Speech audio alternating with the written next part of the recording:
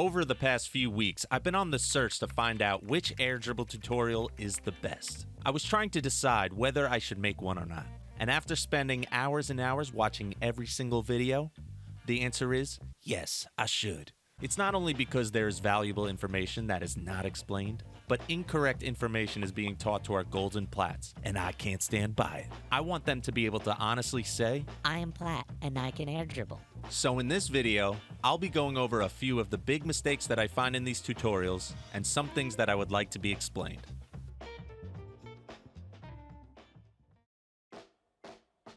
In a vast majority of the videos, people talk about carrying the ball in the sweet spot. Some people explain it better than others, but the worst offender is the 45-degree sweet spot. There are a few problems with this. First, it's a two-dimensional representation of a three-dimensional mechanic. If you're only considering a straight line air dribble where you don't change the direction of the ball left or right, maybe you could use it, but your air dribbles will suck.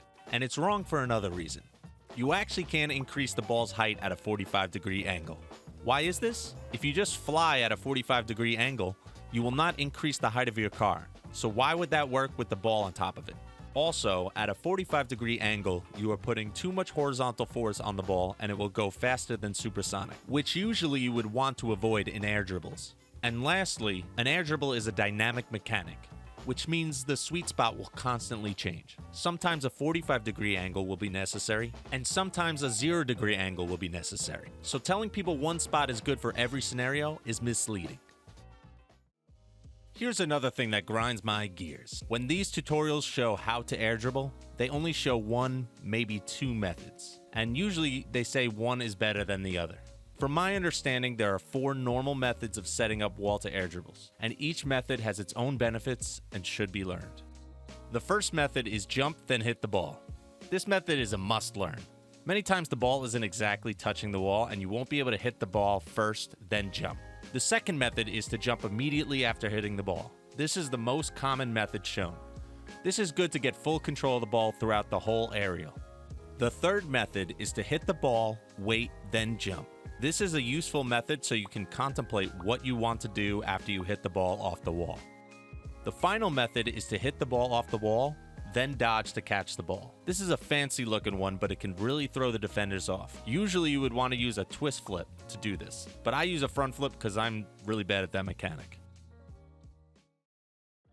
This is less common than the others. Most of the time the wording is the problem. They usually say, hit the ball off the wall so it will go in the net anyways, or in the general direction, or something like that. But if done improperly, it defeats the purpose of the air dribble. You want to be able to adjust the ball's trajectory to mess with the opponent. If the ball is too high, you can't lift or push the ball anymore. You'll have to let the ball drop. Let's break this down. This line would be the trajectory if you hit the ball on the fly into the net. See how there's no way to push the ball forward or upward? But if you set the ball lower, you could float the ball and drop it wherever you want. Here's another way to look at the problem. The tighter the angle you are on, the less net the defender has to cover. If you're right in front of the net, the defender has to cover a lot of area. But if the ball is high above the net, look how much smaller the net is in comparison.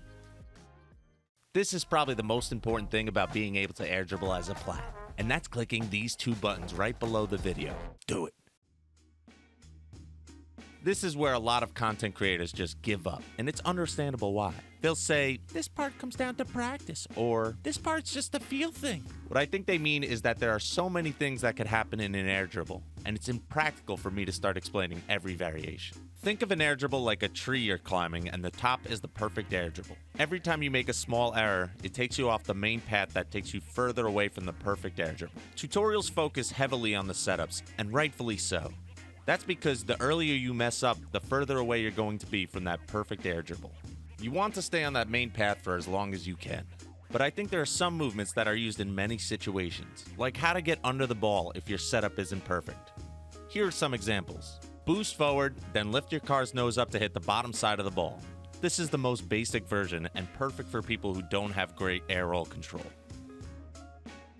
This is where you want to do a wider tornado spin so you can boost down or forward, depending on where the ball is, to get under the ball. This is way faster than the non-air roll version, which is a main reason why you should learn the air roll air dribbles.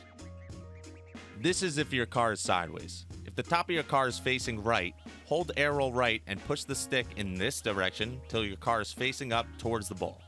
There are many variations of this depending on how your car is facing and where the ball is in relation to your car.